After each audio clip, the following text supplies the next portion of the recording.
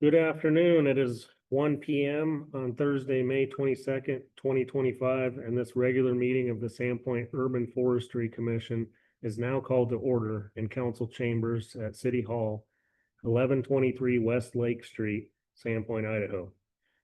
For the record, I am Commission Chair Mose Dunkel presiding. Also present are Vice Chair Chase Youngdahl, Commission members Preston Andrews, Paige Belfry, sorry, I'll get that, and Jeff Gregory.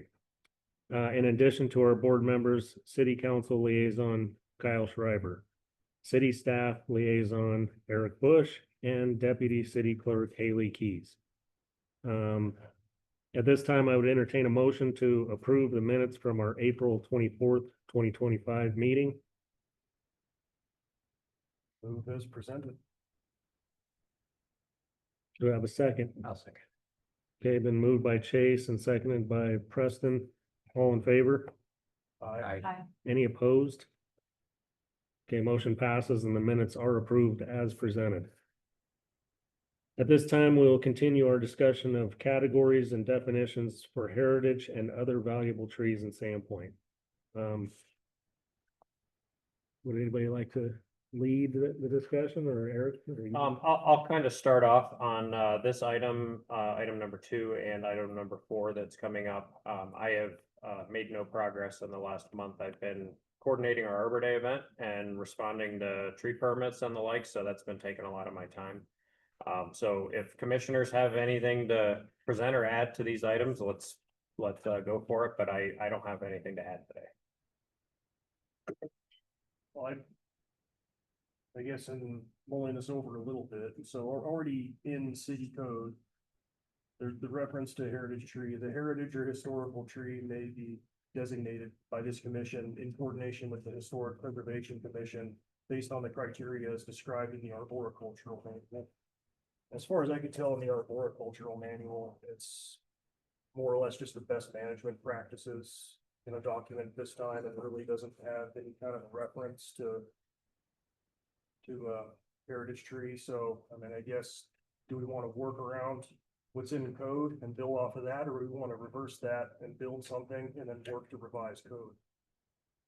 I think we can go about it either way. And this could be, I think, ultimately set up in one of two ways. Finally, we either wrap it into our arboricultural manual when we get that to a level where we're ready to, review it internally and recommend it to city council for adoption. Or we can do it as a standalone document. I think there's potential to do it that way as well. There would be code updates that, references that would have to change if we did it that way, but I think either way kind of gets us there. I think there's also merit to both ways. A standalone document has merit in itself, but our arboriculture manual is, one of our 2 kind of guiding documents for forestry in the city as well. So it makes a lot of sense to include it in there. I'm kind of open to, ideas or opinions on that.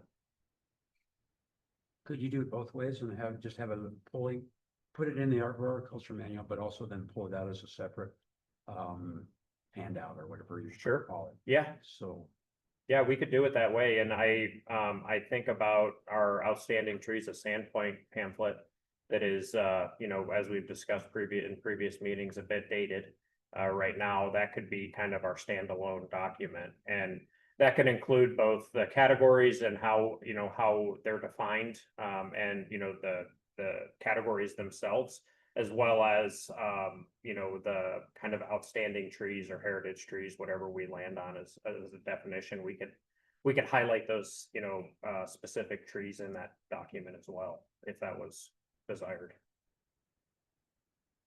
I guess in thinking about how to approach this, doesn't it make sense for us to ask the question, what is the purpose of defining heritage trees? What are we trying to accomplish? I think that might help guide us in how to approach it, right? We probably still need feedback from the Historic Preservation Commission, maybe a member from there. It's as it's stated in city code. I mean, they have, some skin in the game with Yeah, and they have information that maybe we don't, like maybe we're looking at trees, but they know all about the history of this area and one of the pieces of our designation is specifically about a historical context. So in that one area, yeah, their input is really valuable, I think. I'm thinking it might be appropriate to see if members of the Historic Preservation Commission are available to join us at our June meeting. And have this discussion, and get their take on the, historical trees component. And that'll help us really kind of clarify that definition as we're kind of finalizing and kicking around options and alternatives for the other categories. That I think will give us a good start. The folks at the Bonner County Museum are, they've got all this documentation on what was in town previously, what is there currently, if there's, younger trees that they have photos of from the early 1900s or something, and those trees still exist. Those are really valuable resources to have. So maybe we just see if we can get them here next month and see what their take on this discussion is. And then we can go from there. Yeah, that sounds good. And I mean, I don't think we need to draw it out too much longer beyond that. Like, we've been thinking about it for a while. It'd be good to maybe get something written down at some point. So we should be thinking about the purpose though. What do we want to talk about the purpose so that we have this month to think about it before our next meeting? Like, what is the purpose of designating heritage trees? Sure. What do you guys think? If you're a tree city, it seems like you're almost bound to, but it seems like it fits with a tree city designation. The Arbor Day Foundation talks about heritage trees.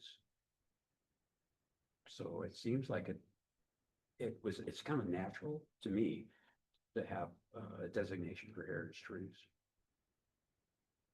Yeah, that makes sense. And I think one of the purposes in defining heritage trees is to draw attention to why trees are special, in the first place. Like, that a tree could just be a tree to anybody, but oh, here's a tree with something special about it, could draw somebody's attention who otherwise is not, just kind of, I hear a lot of folks say, oh yeah, this tree is kind of like an ornament or something, but trees are so much more than that, right? So I see that as one of the purposes of this, to draw people out of that idea that trees are simply just a pretty thing that could come or go, to see how special a tree really is, and that a tree can go across many people's lifetimes. That's People don't think about that, I guess Go ahead. a purpose for me, or at least one, I think back to the debacle at Travers Park, where the Travers memorial tree was removed to make way for the center out there. And it seemed like some kind of actual designation that the council could consider when weighing those types of projects in the future would just be, hey, it's an additional layer of documentation. It's there. It's been ratified by the Urban Forest Commission. Or maybe it wasn't thought of as much on the front end, but just potential purpose. So you're saying So it gives extra weight to retaining a special tree if it has the designation, or Or at least having the information there to weigh into consideration, yeah, that's a really, memorial trees, legacy families and. yeah. On the historical component, in my experience with, historians or folks of that ilk, interpretation is one of their best strengths. And, if we've got a series of trees throughout town that we know have been here for 100 years or 75 years, or, something in that time period, and the museum has photos of them, I would venture to say that the museum would, and I haven't spoke to them about this, so I might be speaking out of turn, but I would venture to say that they would be happy to help us, compile those photos and tell us the story of the history, what buildings were around at the time, if it was adjacent to one of our old mills in town, things like that. You know, I'm a history nerd myself personally, and that stuff really gets me engaged when I see those sorts of things. And I think even folks that aren't necessarily into history, really get a lot out of that sort of thing. Especially if they've, you know, lived in town for multiple generations, or they're new to town and they want to know, you know, what happened here previously. I think that's a really good way to get interest and, you know, have some of this kind of history and stories from the past be told through the lens of trees. That could be a pretty cool exercise. And just as a quick side note, I am planning to start doing some tree tour walks around town. I don't know how that can relate to our committee, but when you're talking about telling tree stories and the history, that's a part of what I want to do in those walks. So just so you guys know. Yeah, that'd be great. Forthcoming sometime And soonish. if you have you know, locations that you're gonna be hitting because there's a, you know, a historic tree or a tree that would meet any of the other definitions we've been, you know, describing in these meetings, send them to me, because those are the ones we want to, you know, have in that ultimate updated outstanding trees of Sandpoint. They're historic, they're specimen, they're all the categories. It's not just historic trees, there are the other four categories we were discussing as well. So if we can start generating a list of those, if you guys know trees in town that you think qualify for those categories we've been discussing, start sending them my way, and we can start generating a list. And if you want to take a crack at those definitions as well, let's do it. And we can, you know, send them my way and I'll compile them and we can discuss them at next month's meeting. That'll help me, you know, be able to move this along so we can get a document finalized or a package finalized. When we're sending you the list of important trees, can that be a document that we can access on the repository? I'll have to check how that is set up. You're thinking like a shared file type thing? Yeah, we have all those shared files, just if we could occasionally see the updated list, if you could, whenever you update it, upload it to the drive. Oh, sure. So that we could just see what trees are on the list, that would be Sure. really cool. Yeah, so we can set up like an Excel spreadsheet with the you know, species, location, the general characteristics. If it's, you know, on private property, we can't necessarily get measurements and the like, but we can highlight where it is, and then we can get that updated on there. That's a good idea. Would pictures help? Absolutely. Okay. Yeah. And I know at the last meeting, I think we touched on, if it's on private property, the landowner may not want those trees highlighted. And I just gave that a little thought over the last month. And because property owners come and go all the time, you know, I see that in my line of work. I don't think we really need permission to highlight a special tree. We're not going to have people walking onto something, you know, make it very clear, like this is private property, view it from the road. But I think it would be really a shame to miss out on special trees because one landowner says, oh, I don't want my tree on your list or something like that. That's just my 2 cents. I'll have to give that some thought and chat with Melissa and some other folks in City Hall to see what their take on it is. I tend to agree. You know, because we have lots of important trees that are on private property. Some of them are in people's front yards, some of them are in people's backyards. But I think for, you know, general courtesy to those property owners, it's worth reaching out to them and having a conversation. And I think ultimately our document can say, you know, some of these trees, something to the effect of some of these trees are on private property. Don't enter private property to view them from the sidewalk or the road when you're in that area. But that's something I hadn't thought about, and that's a good point to consider. Yeah, it's almost like these trees, these majestic old trees that are on private property they're part of the urban forest, which means we all together have some ownership in the trees, even though one person specifically owns that parcel. The tree affects all of us.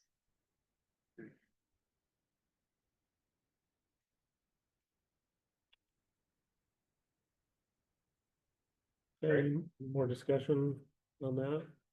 Sounds like our action item is to get the historic Yep, I'll reach out to those guys and see, if they're available. It'd be great if we could get the whole commission here, but we'll see, what their availability is and, we can get their thoughts on this and wrap that into our definition moving forward.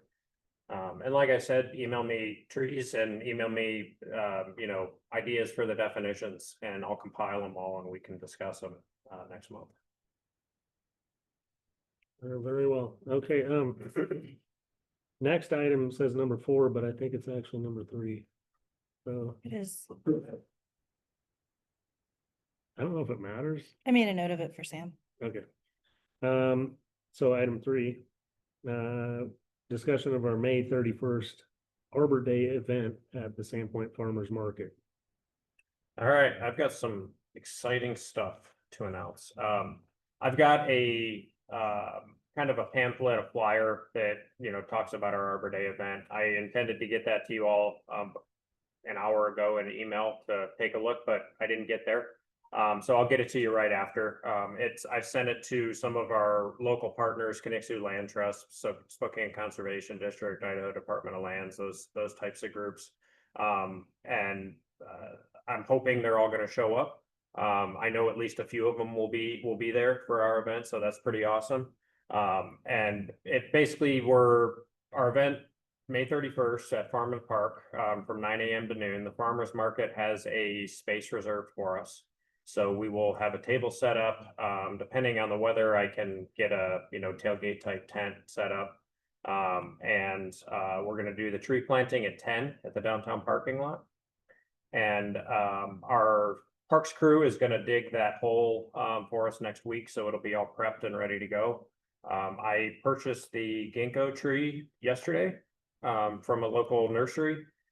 We got a pretty nice one. They had 2 in stock, and one of them was pretty nice.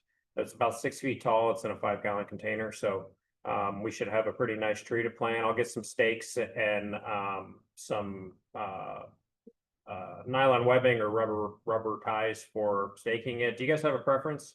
I've used both in the past, nylon webbing versus rubber strap. Just non-mar is what I've always preferred, but I like to use chain lock.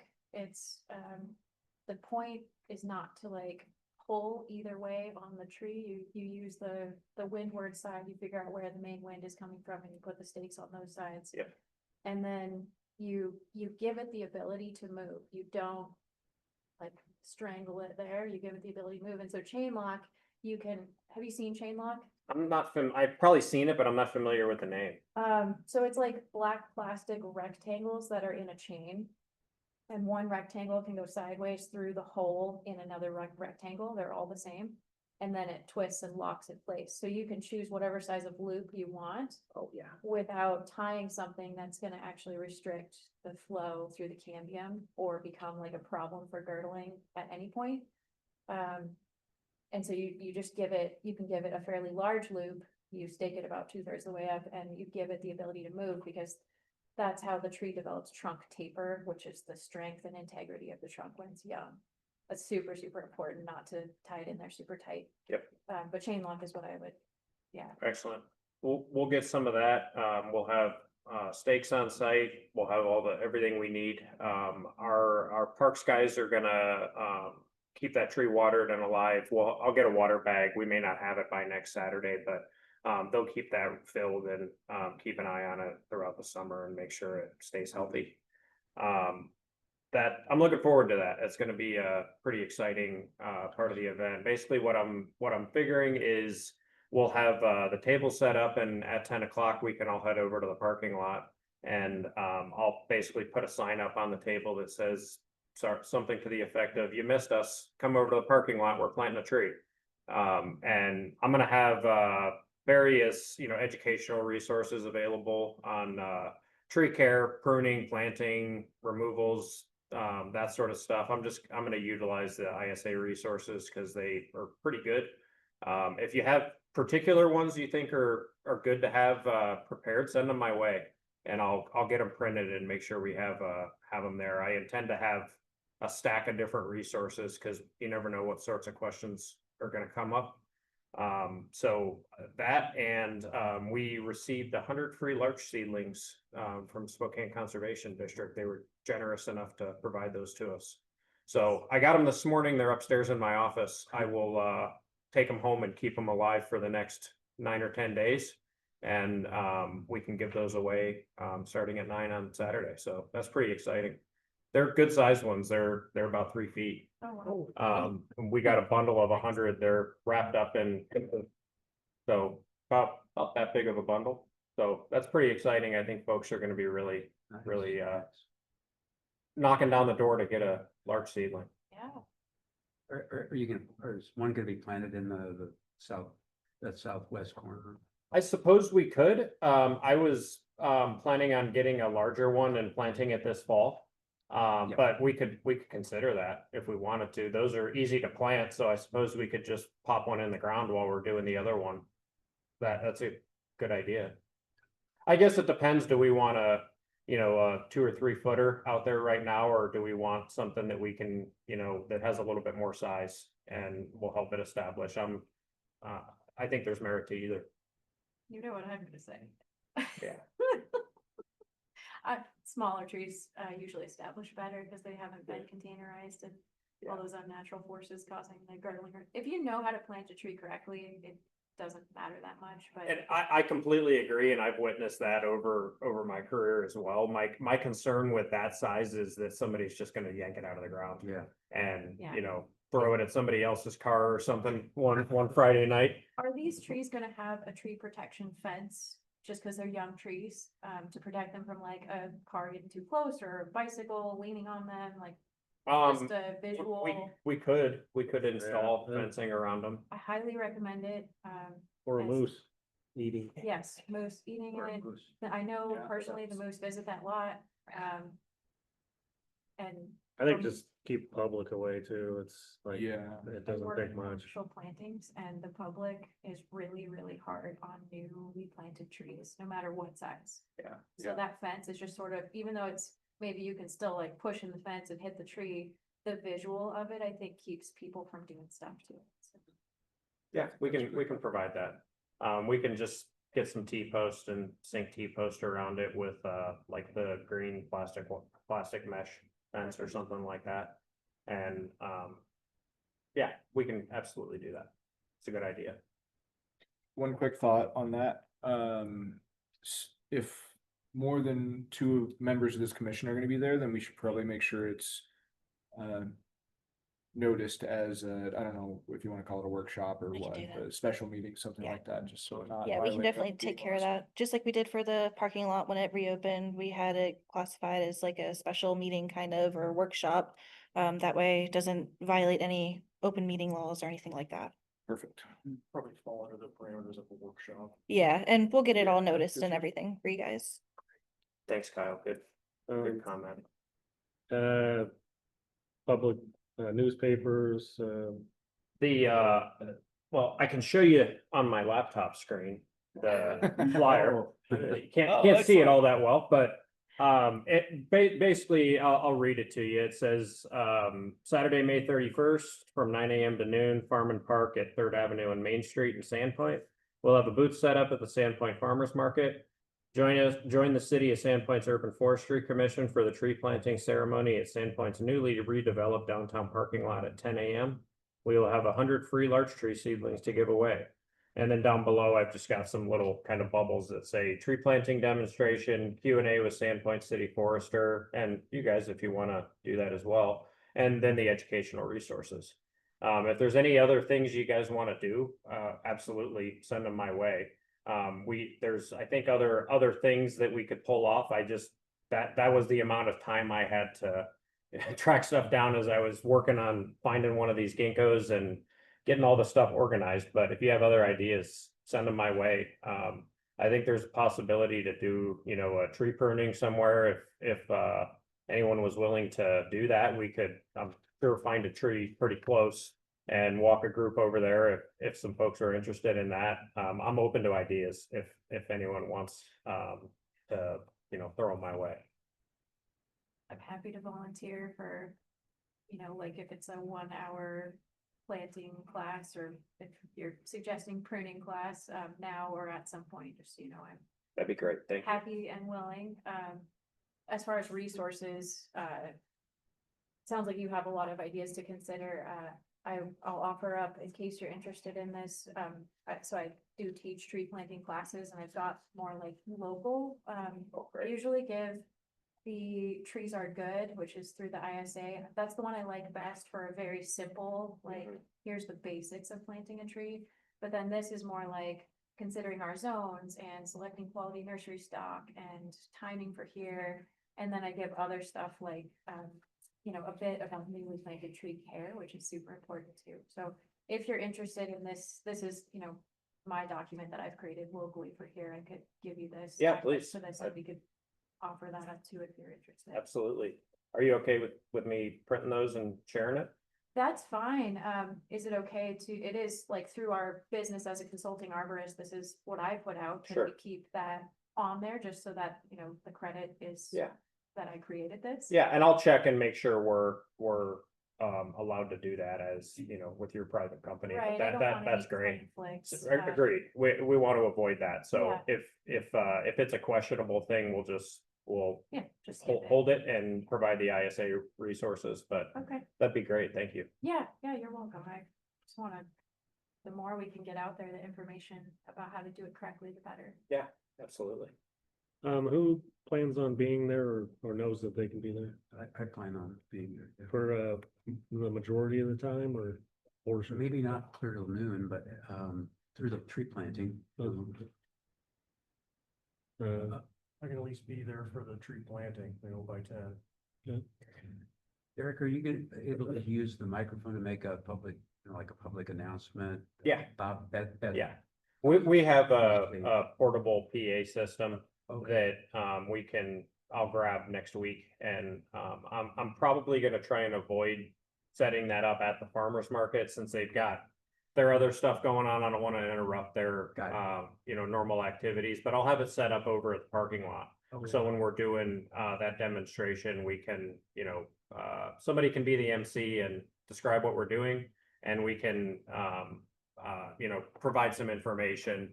I believe one of the Idaho Department of Lands representatives, Gwen, who's on our Parks and Rec Commission as well, is going to be there next week, and she'll be there on behalf of Matt Perkins, the Urban and Community Forestry representative that I deal with.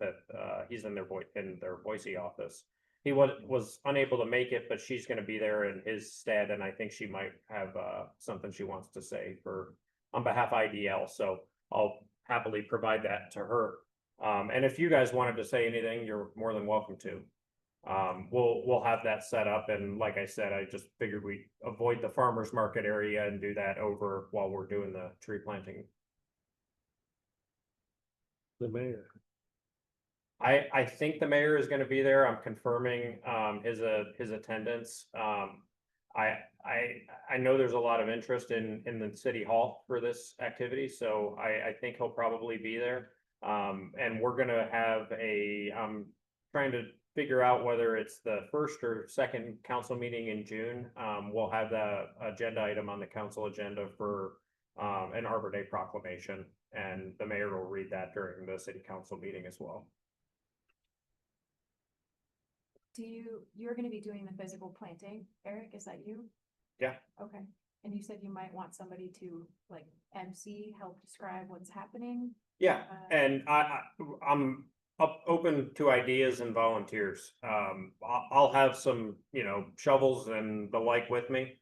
And we can do it as a team. I certainly don't need to do it. I'm happy to.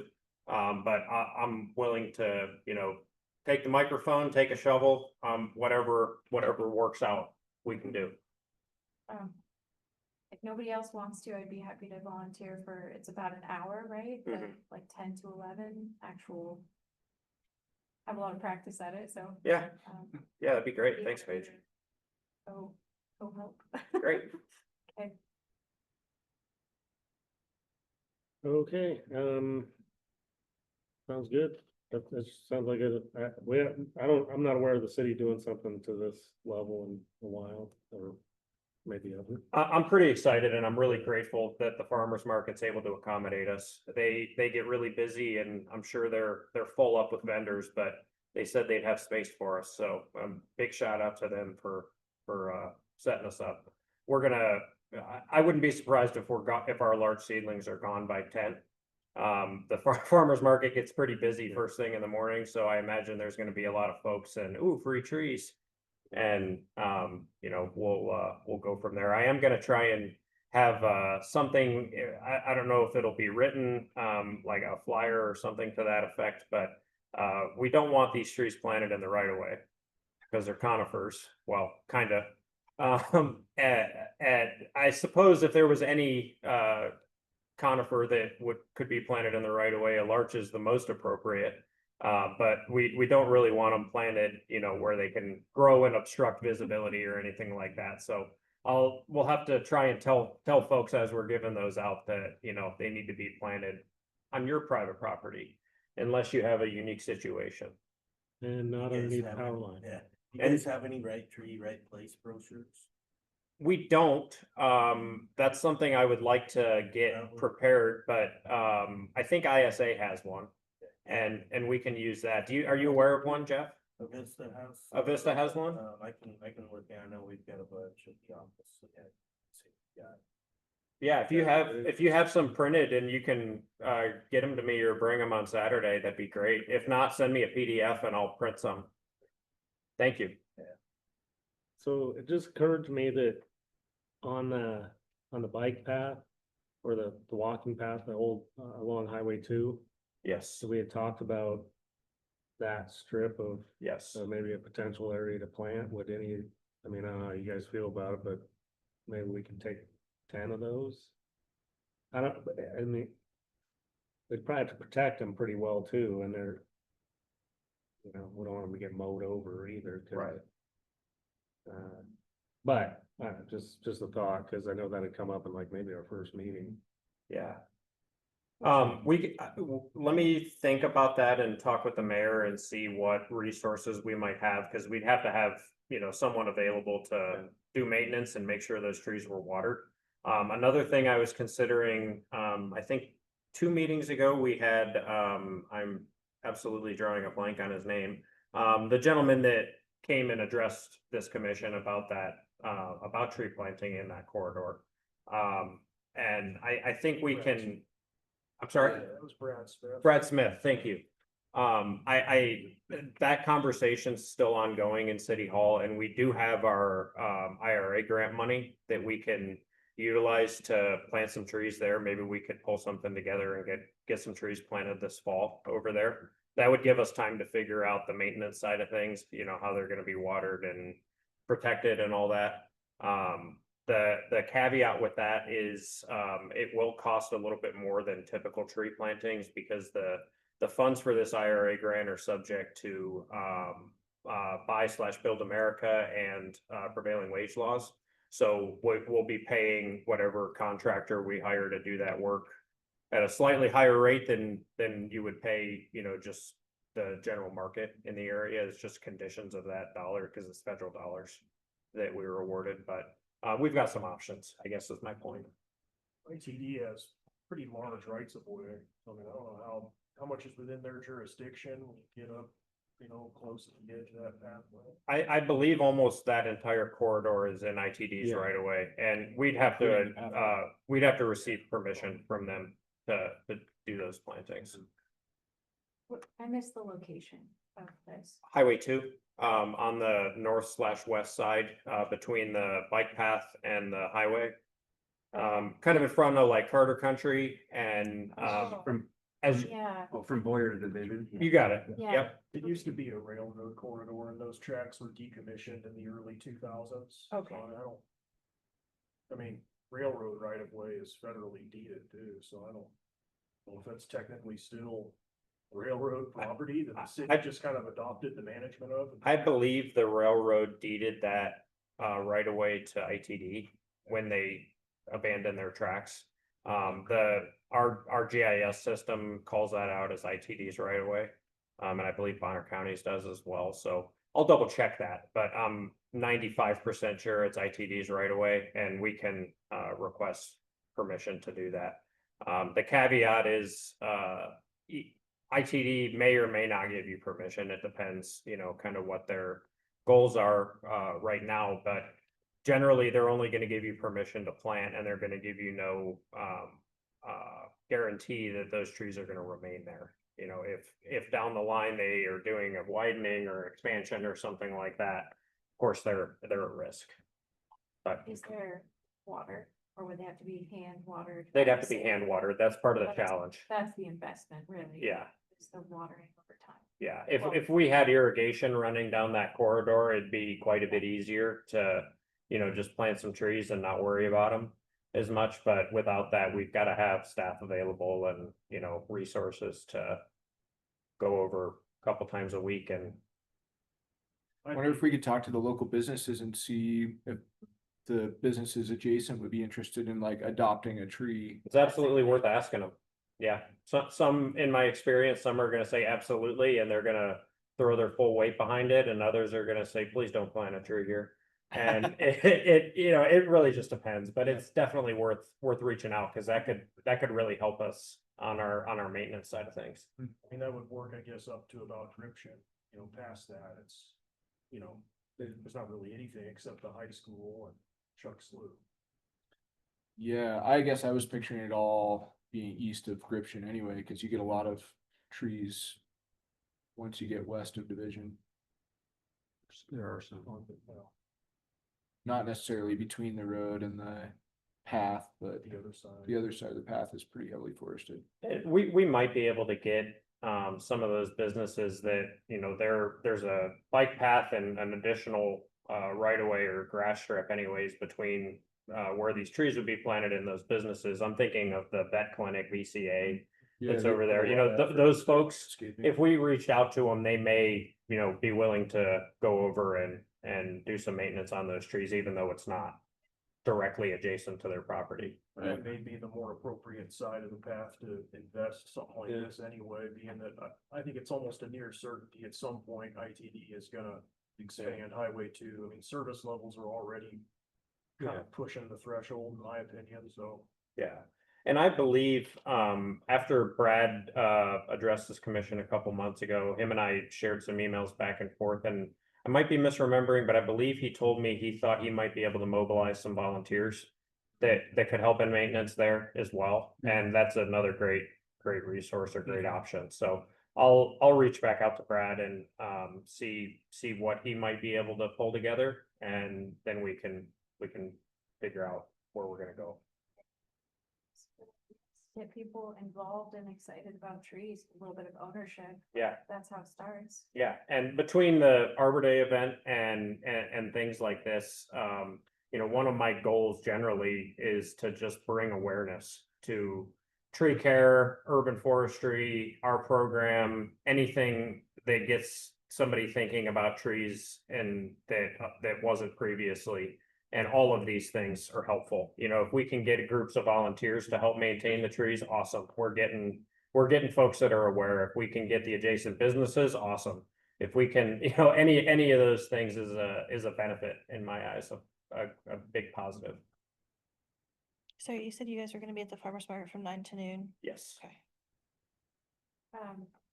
It sounds like you want to wait till fall to talk about planting that area, but as an aside, from the Arbor Day event that we had recently, at the library, we have extra tree seedlings right now. Really?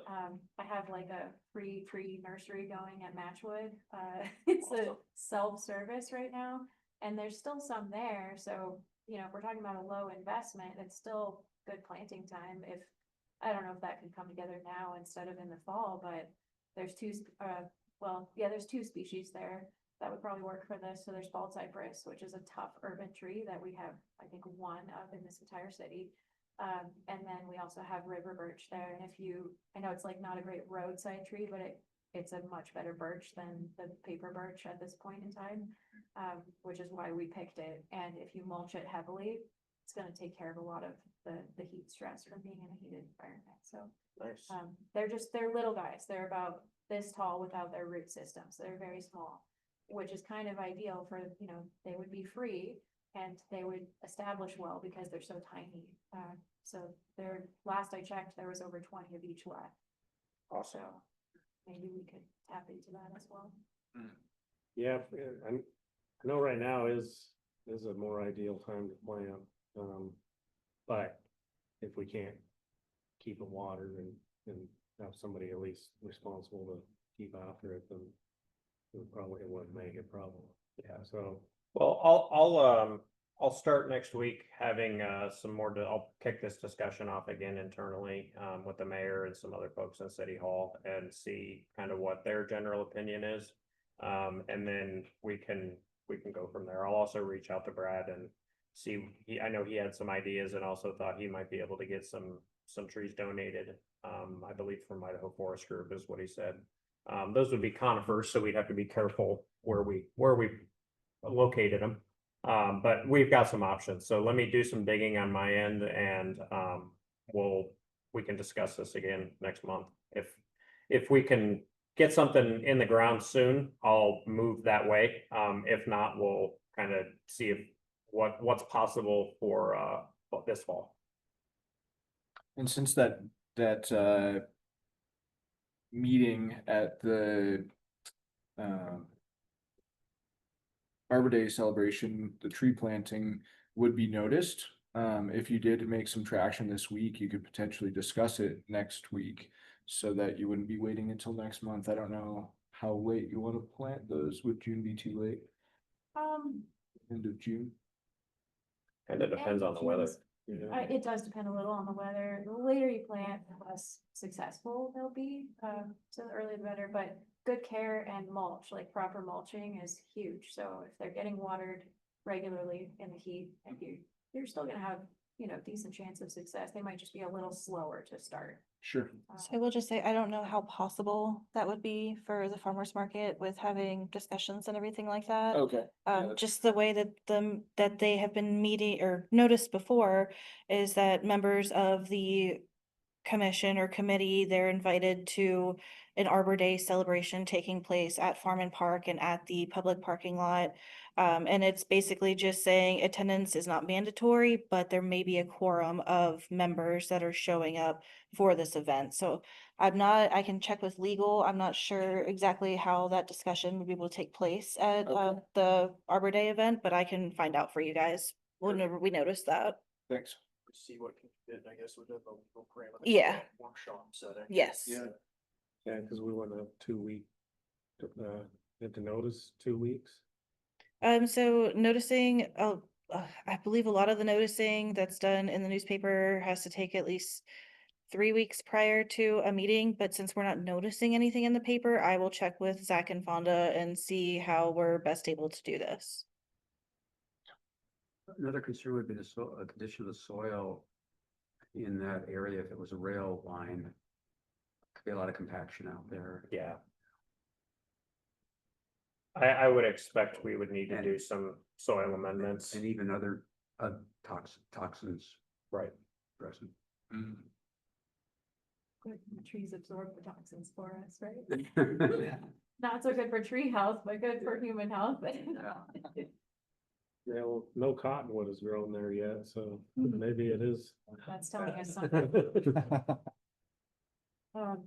Speaking of soils and amendments and digging the holes and things, so the city crew is gonna dig the hole for the celebration, the tree we're planting there. Yes. Do they understand some of the important things about digging the hole? Yeah, it'll be, I actually met with Austin, our parks maintenance supervisor, about noon today. At the parking lot, looking at that location, and we kind of sited it in the center of that tree island. And they're gonna over dig that site a little bit, and we can then backfill to bring it to proper size and depth. Overtake like, what do you mean? Hole will just be a little bit larger than it needs to be. Okay, I'll just throw out there that wider is better, deeper is not. Right. If you dig up deeper and then you're like, oh, wait, my tree isn't that depth, I need to put some soil back in the hole. even if you compact it, that tree will sink over time. And then it'll be buried too deeply and it won't establish correctly. You'll have instability, you'll have failure to thrive. So deeper is not better. Shallower is better. Plant a tree high anytime you have any doubt about it. But wider is like a nice saucer.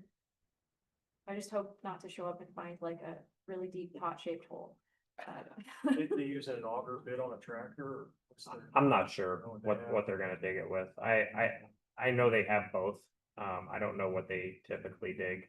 I think they're gonna do it next Thursday or Friday, so I'm gonna try and be there when they're out there digging it, but Okay, yeah, Yeah. just saucer shape 2 to 3 times the width of the planting pot, so that's pretty like, it looks kind of funny and that's part of the presentation. This is kind of like a class for people who attend, right? To see this is how to do it and people see that and they're like, what are you doing? And then you explain it and you see the aha moment and then hopefully they go all tell all their friends.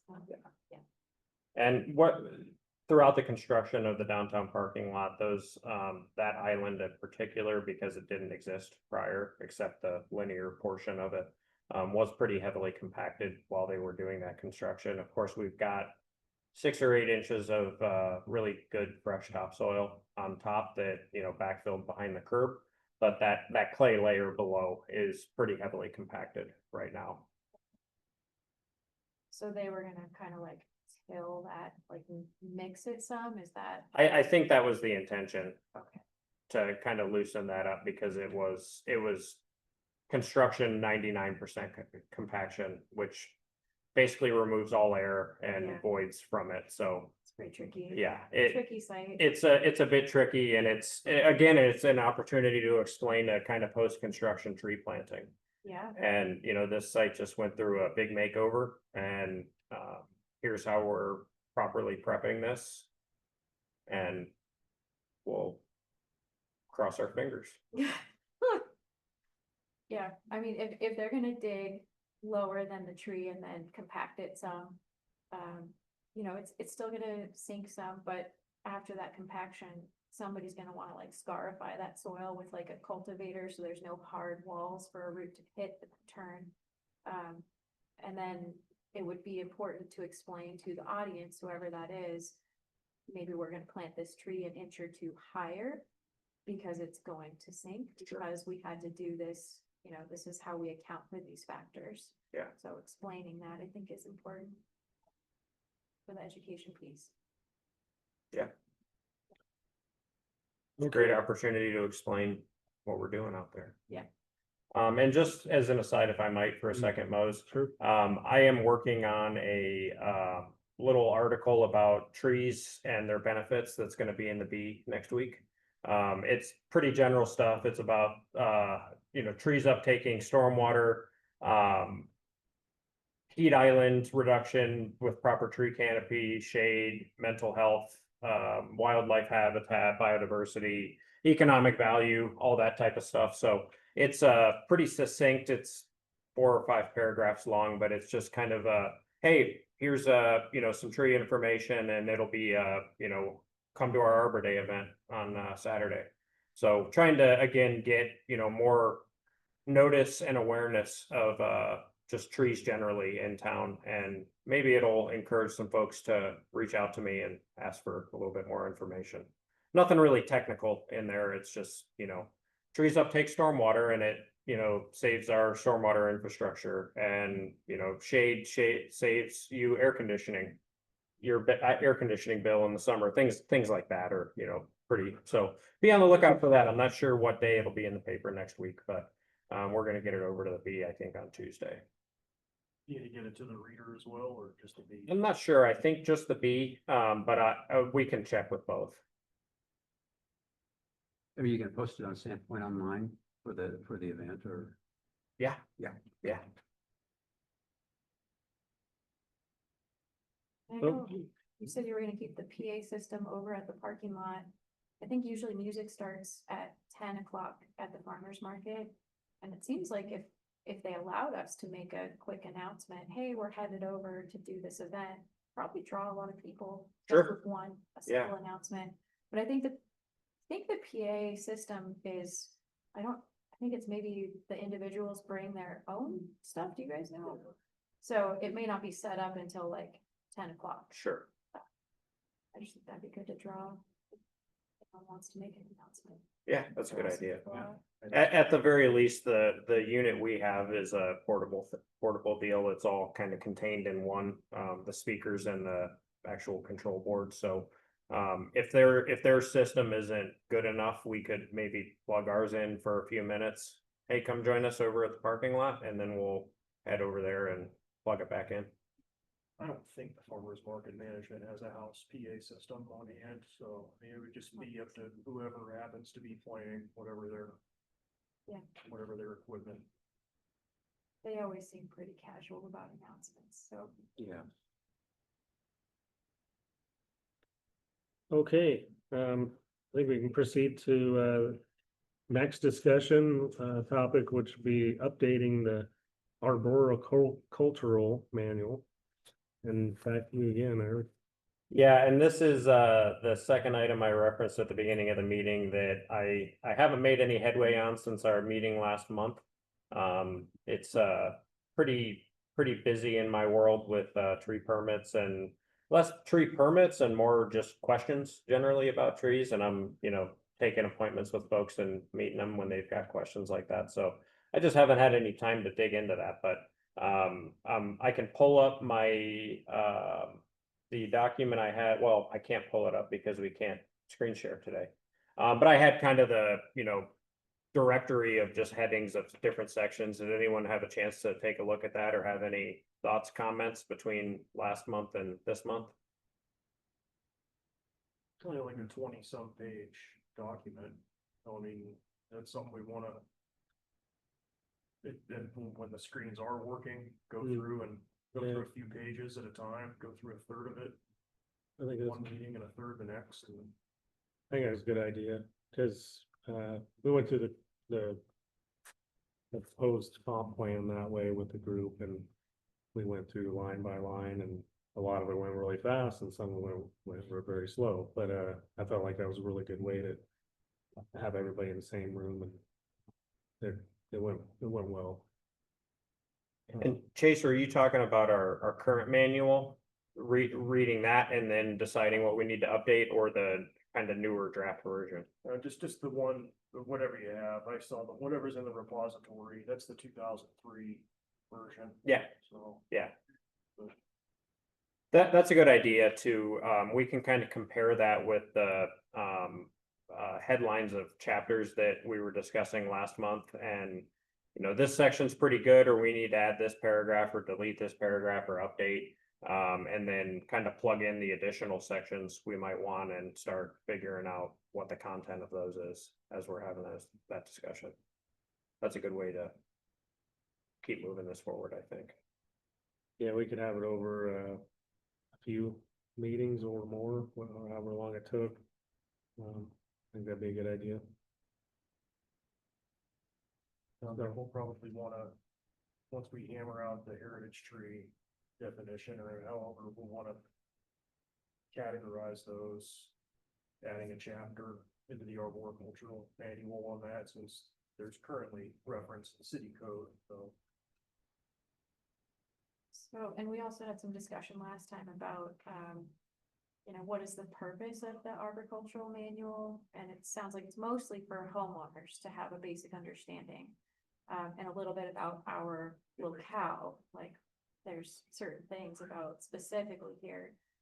But not so much about like actual generalized tree care, because that stuff is already written down across the country, and we don't need to repeat, you know, how to prune a tree properly is all said and done, written down, specifications for it. So I think our conversation before we get into the nitty gritty, I think it'd be a good idea to parse out what sections are going to just be simply refer to, you know, the ANSI standards for this, especially for professionals. We don't want professionals like looking at our manual and using it as guidance, right? They should be going to the professional standards. And, you know, I brought this to a colleague's attention to have a conversation about it recently. Another board certified arborist, who's out, just outside of Sandpoint, more down by Coeur d'Alene. He was saying, I just posed the question, like, is it a good idea to have your city code reference an arboricultural manual that you created as, you know, an advisory board? And he said, that's a terrible idea. Don't do it. There's a lot of reasons not to do it. So that piece too, we will need to visit city code and parse out what should city code reference, because that's where a lot of contractors are gonna get their information about what is allowed and what is not allowed. So I think we really need to think through, before we dive in, think through the structure and order of this and what makes sense. So that people who work on trees professionally are gonna do it correctly, and that there's also recourse when it's not done correctly. And then our people of the city who are citizens can also get general information that they need to about trees for their own purposes. I think there's just very different things that are really kind of all muddled up right now. And I agree, and the way I kind of see this is we could have one of two different structures, or maybe they're kind of combined. This manual update, I think, is best served by being for businesses, property owners, etc. If you're a tree care professional, you also have a set of standards you work off of. And those are generally documented in, you know, ANSI 300, ISA standards, etc. But I think there's merit to either creating a section of our arboriculture manual that says something like for professional tree work. And then we don't necessarily need to populate that with pages and pages of information. That's when we reference the national standards and say, you know, all tree work within Sandpoint city limits by a licensed contractor follows these standards. And the rest of the manual is for more generalized tree information for non-tree care professionals. Or that could be a separate standalone document. I hesitate to add a third document to the list. I think it's probably better to have fewer than more. But it's important to consider both options in both structures, I guess. The personal / homeowner side and the professional side, because we've got issues in town with you know, with folks that don't know how to properly prune a tree, pruning a tree poorly, or businesses that are doing tree work in town that are doing poor tree work. And we need to have both kind of, you know, brought under control a little bit in some context. Yeah, I see them more immediately, like, long-term affecting the health of our trees and the state of our urban forest. More immediate need, I think, is to make sure contractors are following the rules and make sure those rules are really clear. I don't think the majority of the poor work done on trees is done by homeowners, but you might have more insight into that. I guess the larger trees are harder for homeowners to access, obviously. So like the young trees can get brutalized by homeowners. But I guess in terms of priority, I'm kind of wondering, does it make more sense to do a little bit of addressing our city code, which does need some updating in terms of like, here's what we expect to keep our urban forest healthy. And if you don't follow these rules, here's what happens, you know, for the contractors. Like, is that maybe a little more of a priority than the manual? I just throw that question out to you guys. That's what I see in town as being, there's a lot of development and trees are always in the way of development. So there's a lot of companies being hired to come and do things that maybe aren't, you know, not right, but if people are willing to pay, companies are willing to do it. And so I just think there's a lot of need to start looking at our city tree ordinance and making some updates to that as well. Yeah, and that's absolutely, you know, next on the docket. If you go back to our December meeting, that was one of the items I had as a task for this commission to be updated, and we need to do both. And there's an argument to be made that we could do them both concurrently. And, you know, as we're getting close to finalizing the arboriculture update and, getting that in front of city council for consideration. We also could have a code update that kind of comes at the same time or follows it shortly thereafter. But they're both deficient and they both need to be updated. Our urban forestry code was updated slightly more recently than our manual, but as we've discussed, our manual is from 2003. And, they're both in need of revision. Well, no, it's in terms of code and ordinance, I mean, I'd say just keep it as concise and to the point as possible. I mean, you get into adding too much code, and it's only as good as the enforcement mechanism. And I know Counselor Schreiber might have some, input as to what code enforcement's workload is, as far as, you start adding too many more provisions, can that be kept up with? Because there's already, I mean, with the reference to the arboriculture manual, there's already the prohibited tree list in there, I believe. I've seen recent permitted projects where there's Rocky Mountain maples and, non-power line friendly trees planted in rights of way, so it's like, you wanna add too much to code without having teeth in it? I mean, Yeah, and the enforcement mechanism is tough. Our community resource officers are great, but they're also, they have a lot of things they do daily. And there's only so much time they have to, evaluate every code that they're enforcing. There's times where they identify something and they reach out to me right away and we address it. But I think it is a bit of a burden on them to, push a whole new list of things that, you should be paying attention to. But that doesn't mean we can't update our manual and continue to work with those guys. They're more than willing to, help us out and enforce where they can and where they have time to. But them catching everything is unlikely to happen. I have my weekly cruises and daily cruises throughout town where I'm looking for these types of things and I address them when I see them. But I'm only one person as well, and I'm sure there's lots of ones that I miss. Chase, some of the ones you were referencing, I've probably seen, other ones I haven't. Send them my way because I'd like to look into them and see what the deal is, because I certainly haven't received any permit requests for non-compliant trees, nor have I approved any permit requests for non-compliant trees. So, but there's a lot of folks, and again, it goes back to awareness that we've been talking about for the last hour. There's a lot of folks that have no idea that Sandpoint has a tree permit.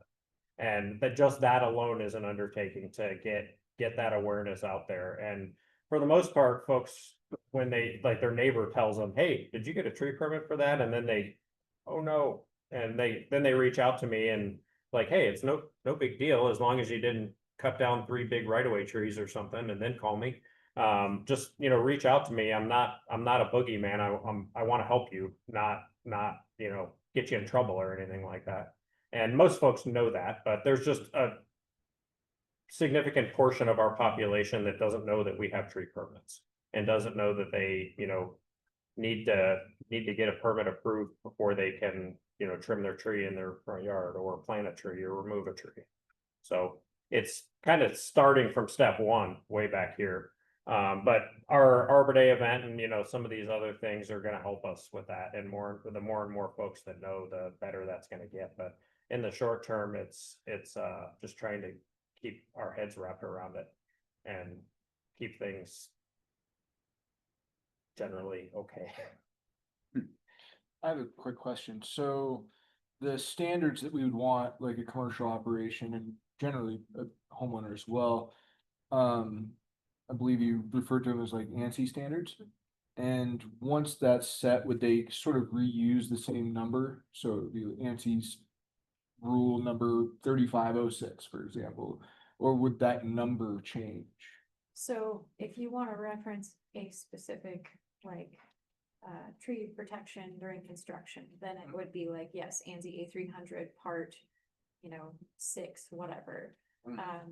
But if you wanted to just say contractors need to refer to and be accountable and follow the ANSI A300 standards published in whatever, I think the most recent publication is this year, Mhm. 2025, you would say that and best management practices, which are separate booklets that go with the ANSI A300. So you Okay. could do it either way. If you're trying to describe a very specific piece, though, a very specific element of tree care, then you could reference a specific part of the book.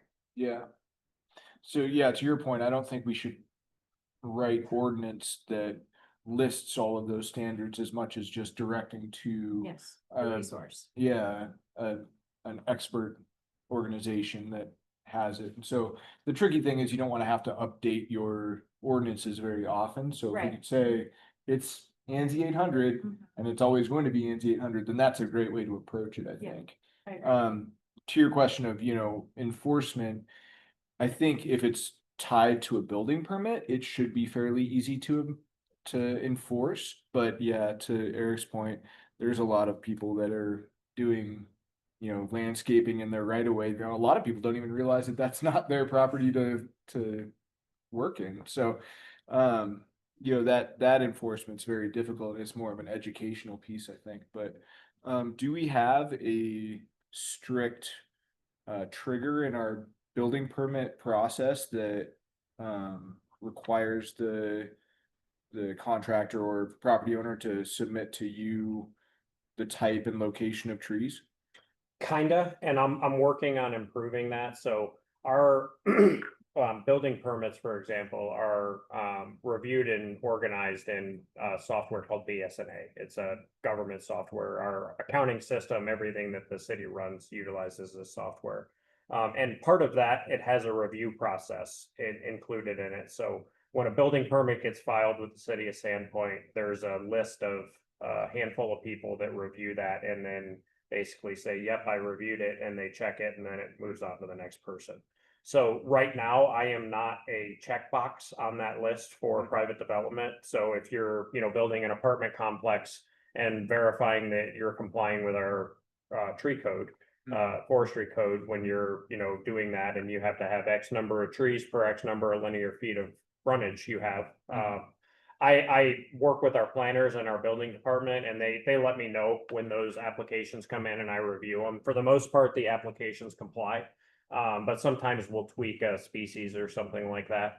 I'm working on getting added to that system as a reviewer, meaning stuff won't like slip by without my review or anything like that. And it doesn't currently. This would, excuse me, this would just formalize that process a little bit Yeah. more. So that's kind of one component, and that really would really help from the private development perspective, just that everything that's being constructed is in compliance with our code, whether it's a single family home or a multifamily apartment complex. Right. So that comes to me via an email, and I review it, and then once everything else is approved, they're good. And then once construction is underway or getting close to completion, most of the time with trees, I'll go verify that they were planted, and they're staked if required, and those sorts of things. And really, the right tree in the right location kind of thing is what we really want to. And that's what I review based on, particularly width of the planting area and overhead obstructions, power lines or utility lines in general. We've got, I'm sure you guys have a list of hundreds in your head. I know I do, of large maple trees or large oak trees that have been pruned poorly because they were planted under a power line. And we need to get away from that. And you have a max height 15-foot tree in this location instead of a tree that can grow to 115 feet. Yeah, or a tree that's on our list of trees not to plant. Right, exactly. And on the other component with respect to referencing, standards for in our city code or otherwise, ANSI 300 for, tree professionals. I think the best structure to do that is we can mirror how our building code is set up with respect to the International Building Code. That code again doesn't repeat everything in the International Building Code in our code. That would be thousands of pages long. We just reference it, And I think we're working on 2020 or 21 right now, that adopted version. I think the best structure is to do that same thing with this. So, we, in the appropriate section in our code, we reference ANSI A300, and we can call out specific sections or include it generally depending on, what our goals are. But that's probably the best structure code wise, and when this goes to a legal review, I would expect be their preference as well. Yeah. They're really the ones who will tell us how to write code. Yeah, Yeah, I mean, I would say let's update what's archaic, but let's not overdo it either. Right. Right.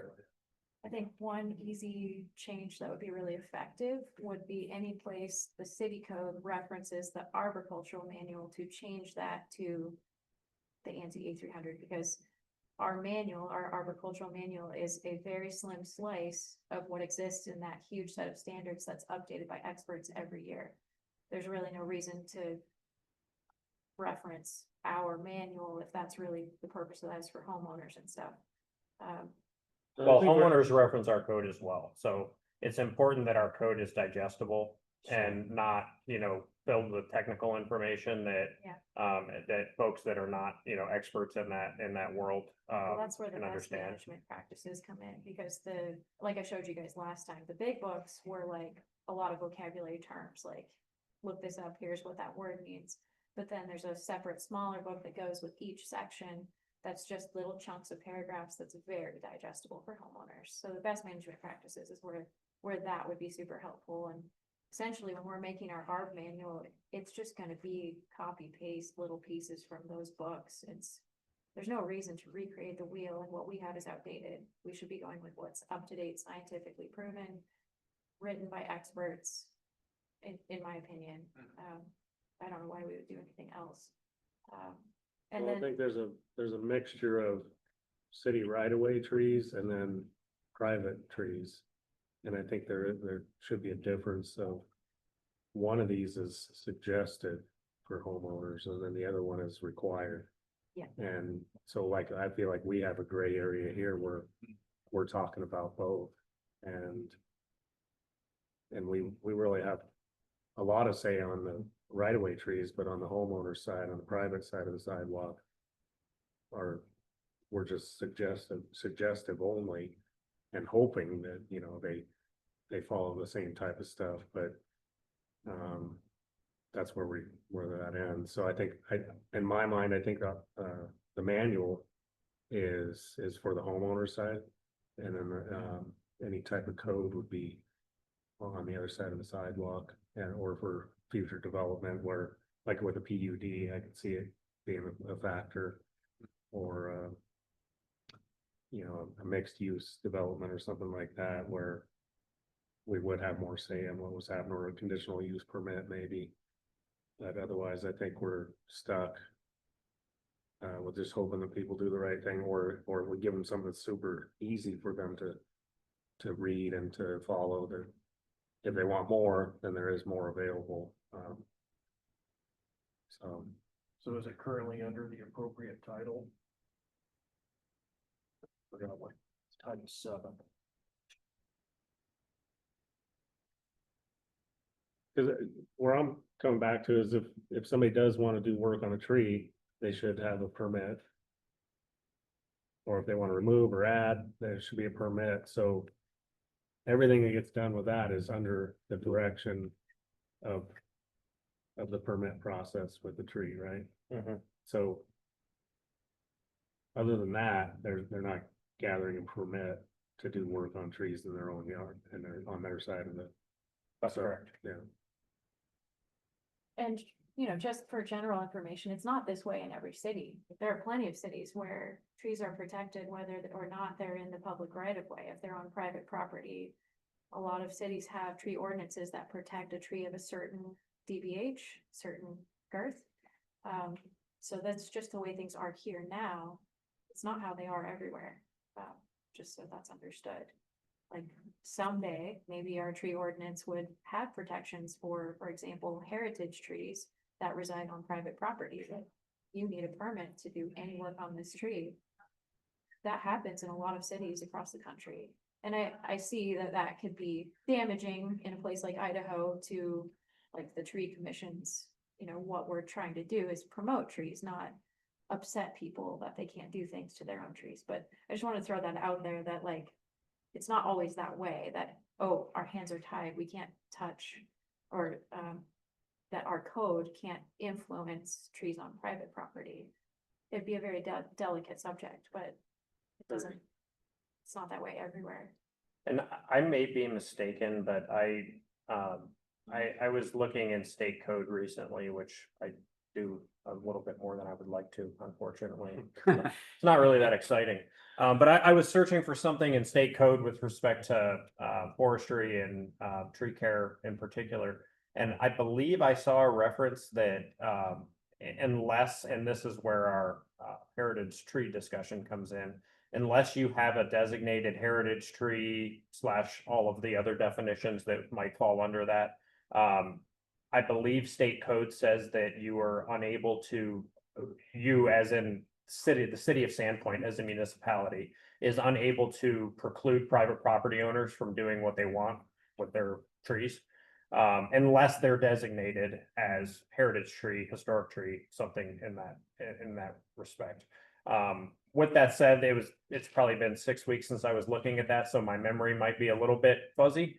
But that's something that as we're navigating this and figuring out what our code and manual updates are, that's something our legal team would be able to help us work through as well. Obviously, we don't want to be writing our code that doesn't comply with state law or anything like that. So we need to make sure we have those details kind of figured out. Private property rights is pretty big in the state of Idaho. Yeah. Now you might have to go look at the Idaho Constitution. There could be something enshrined in there that to the effect of private property. Well, definitely is in Yeah. planning and zoning. It's one of the, it's on the list and it's near the top. And for code and for land use, it's pretty heavily protected. I think like the heritage tree is a vehicle to protect specific trees that we would not want to see development removed or change in a way to where they're not going to survive. And I think that comes back to like setbacks and stuff like that, to where people can build a house and have the ability to build a house without the setback removing the tree. And so I think that's where, in my opinion, and I would see that as being acceptable. And that and alone is a big step that there would be backlash to, I think, but I think it is something that could flow through. And I think it's a good idea, because I'm the last person to want to see a tree move just because we have a setback when the development of the house could fit in a different way somehow. But then that we're also opening a door of like, oh, there's a tree. Can I build my house over here, closer to the street or pretty much up against the sidewalk, So I mean, there's other things that start coming into play with the land use, and Or even the opposite, if you're saying, oh no, you can build right up to your neighbor's property line to save this tree, well, now you're affecting that neighbor as well, so. yeah, there's a lot of things to consider, because during the comp plan discussions that came up, and initially I think there was a lot of support for it, but then when we got deeper into it, when those things came up, I think a lot of people saw that it wasn't so cut and dry, that it can create other issues unless we have a lot more reference of like certain things have certain results that maybe we don't want to have, where we have an odd looking building in a strange location because of a tree. And sometimes property owners do things in spite of code too, just because they can, because the code is not perfect for everything at all times, like we may have seen this week. And so those, I just would say, like, we have to be careful about, I think suggestions are great, and I think the majority of people will probably take those much better, especially if we can really get some outreach with it, because like right now, like you said, it, like a lot of people don't even know about the right of way, you know, they just think Mhm. that's my yard, I pay for it, Yeah. it's mine, I'll do what I Especially if want. there's not a sidewalk, they don't Yeah. know where the right of way starts. Yeah, I mean, we probably don't either. Yeah. It's like, how many feet is it? Cause it's different in different areas. Yeah, Like yeah, on true. Cedar Street. Yeah. It's in the middle of their yard, yeah. like their front porch almost, and other places it's a lot different, so. Mhm. And I have that exact conversation with folks 2 to 20 times a week, depending on how many, how many calls I've gotten that week. Some folks, when they call and they've got a tree that's dying in the right of way or that's dead, or they want to plant a tree in the right of way, they start off the conversation with, oh, well, the city needs to come take this tree down in the right of way. And well, our code says that's the responsibility of the private property owner. I would love to be able to just have a crew to mobilize to go do that, but unfortunately, that's not how we're set up. And the other response I get is, well, it's on my property, and not understanding that there's a right of way there, and kind of explaining those two sides of the coin. And it's, unless you're in municipal government or you work in the world that I do or that you guys do, most folks aren't gonna know that's what that is. Most people don't know what right of way means in that context. So it's education, and I explain that to folks, and I kind of have a little blurb that I send them, and I reference our code and other manuals, but that's a constant thing, and just, again, awareness, and bringing folks up to speed on what that is. Those discussions on my end are rarely like the business owner or property owner is rarely like taking offense or getting upset. It's just kind of explaining the process and how the process works, and I'm here as a resource to help you out. Let me know if you want me to come by and have a meeting with you. I'm happy to do it. But that, it, again, just it's kind of bringing folks up to speed with how these sorts of things are handled. Okay, so we can table the further discussion on the manual, Yeah. and we'll proceed with taking sections of it at a time when we can review it piece by piece. Yep. Okay, are we in a time limit today? We started at 1, it's 2:21 right now. So, but does somebody have to be somewhere? If we can be wrapped up in the next 15 minutes, that would be ideal. Okay. I think we should be able to. So we have no new business. And then next we will just have general announcements. This will be an opportunity for anybody to have comments, or if staff had anything to bring up. But if we're gonna wrap it up in 15 minutes, we'll keep your comments brief. Or if you can hold them until next time. A quick comment. There is on the Arbor Day Foundation, they're a really great resource. There's an entire document, that basically walks you through how to write a municipal tree ordinance. And if we all feel like having homework, it would be fabulous for all of us to read this at least a little by little. Because this is what we're talking about doing. Here's a guide professionally set up to help us do this, so I think that would be helpful before we have our conversation about how to do any edits. So I don't know if we can email out that link, would that be? Yeah. Okay, it looks like a very good resource to me. I've looked at that before. It is a good resource. I kind of forgot that they had that, so that's a good one for everyone to Yeah. review, and we can talk about it next month. We'll get that link put on the repository, and we'll let everyone know when it's out there. We also never followed up when, last meeting, John Gaddis appeared and he brought up some important points about the improper planting and staking of the new trees, over at the courts. I just wanna ask, has there been follow-up, or was the contractor maybe like not paid for that yet? The contract's still open, so that work is just ongoing. They're working on a punch list. If the contract was complete, we'd be having a different conversation, but the contract's still ongoing, and they're fixing all of those issues. They're digging up the trees and taking off the burlap and restaking properly. Planting them properly. Awesome. That's what I was told. I will go check it out. Good to hear. And I don't know off the top of my head what the completion date of that is, so I haven't been over there in a little while. I'm not sure whether that work has been done or if it's still, you know, to be done, but it will be repaired. I was there about a week ago and conditioner is still kind of soft and I would suspect that they could go on for a considerable amount of time because I think there's quite a bit more to do. So, yeah, and that's the update I had too was that it's ongoing, so. And on construction contracts generally, once a contract is complete, meaning we give the contractor substantial completion, that's not final completion. There's usually a 30-day period for them to touch up punch list items, little things that they need to clean up. We get a 1-year warranty period from the date of substantial completion. So just making up a date here, if that was issued in 3 weeks from now, in the middle of June, we would have a 1-year warranty period from that date until the following June.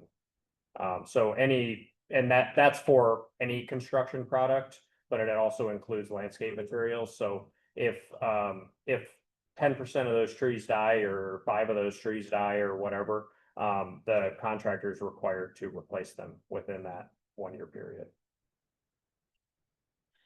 I will say that last night we approved a change order that added significant amount of work to that contract. So I don't know if that extends the punch list date to middle of the summer, in which case it might be too late to remedy any issues that are found with those trees, but it sounds like that contract is not going to end anytime soon. So just be aware of that.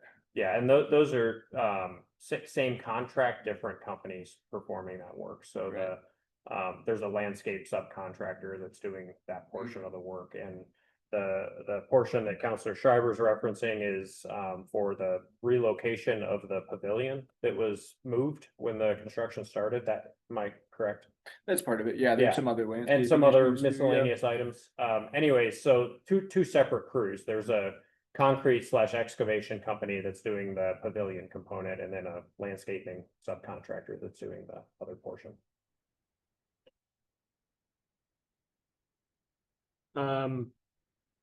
Was at Lost in the 50s last Saturday and got to check out the new parking lot improvements and the city lot, and looks really nice. And I'm proud to tell people I had a small, very tiny part in, you know, how it looks right now. So my wife wasn't very impressed with that, but I said, yeah, I mean, the trees that got left are, you know, I feel like they're in good hands and they're in better situation than what they were. So I think that's cool. And the pavement looks great. The curbs look really good. So I think there's better stormwater management and the changing of how many entrances there were, I think is a nice feature too. So I know we spent a lot of time on the discussion of that project here. So yeah, as a result, and I mean, that's about the fastest you're gonna see the city do anything, I think, or maybe that's the standard from here on. But in my career, that's the fastest project I've ever done. It was at the speed of light. unbelievable. It was unbelievable how Yeah. quickly they pulled that off. They had 3 weeks and they pulled it off in those 3 weeks. If we had a fantastic contractor, if we didn't have them on board, I'd still be out there supervising that construction, but I was on site a lot for that. I was really keeping a close eye when they were doing the excavation around the trees, of course. And they found nothing of concern. There was clusters of roots in the planting areas that remained, but once they actually peeled up the asphalt and got down to subgrade, there was nothing exposed, which gives us a really good chance for the future with those remaining trees. So It looks nice. Yeah, I Yeah. agree. That turned out really good. And from the tree point of view, it did seem like they left pretty big tree wells. Yes, I it think did. Yeah. that's extremely valuable, Yeah. even if some of the trees don't make it, having those tree wells that were not compacted, that are still very large for future trees, really valuable, so whether Yeah. or not they make it. We enlarged those in the field. They were designed with enough room realistically. But we had an opportunity to grab a little bit more real estate without affecting our ultimate number of parking stalls, so. I made that change in the field and I'm Nice. glad we did. Very nice. There's a lot of room, as the existing trees have room to be happy and healthy and the new trees have lots of room to grow. Yeah, props. And you guys pulled a rabbit out of a hat, Yeah. basically. I mean, seeing how big a area those trees have without sacrificing any parking spots, that's awesome. Yeah. Yeah, and I know you had some concerns about the compact spots, but I saw both a Silverado and a Tacoma parked in those compact spots without hanging out at all, so. That's awesome. Not just along the US Bank. spots. Right. Mhm. Yeah, I yeah. no, As an exercise after Yeah. we Yeah. did the ribbon cutting last Tuesday, I pulled my pickup in, which is a Toyota Tundra. And I can almost fit in the compact stalls. I would get a ticket if I parked there. But just one corner of my bumper is just barely overhanging the line and my hitch if I have that installed. So if you've got a mid-sized vehicle, mid-sized truck or SUV, more than likely it's gonna fit in the compact spaces. Me and So- Lowe's might have trouble. Yeah. But it seems to be functioning really well. Unfortunately, there was one individual who I think thought the south entrance across from Joel's was still there. Oh. And there's a big tire track in there that showed up last Thursday. It happened before the weekend. Must have been a big vehicle because there wasn't marks on the curb where they bottomed their frame out.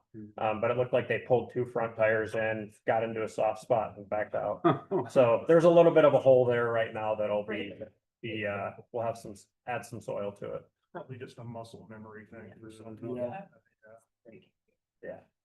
Hopefully it wasn't somebody's like really beautiful 65 Corvette or something. Yeah.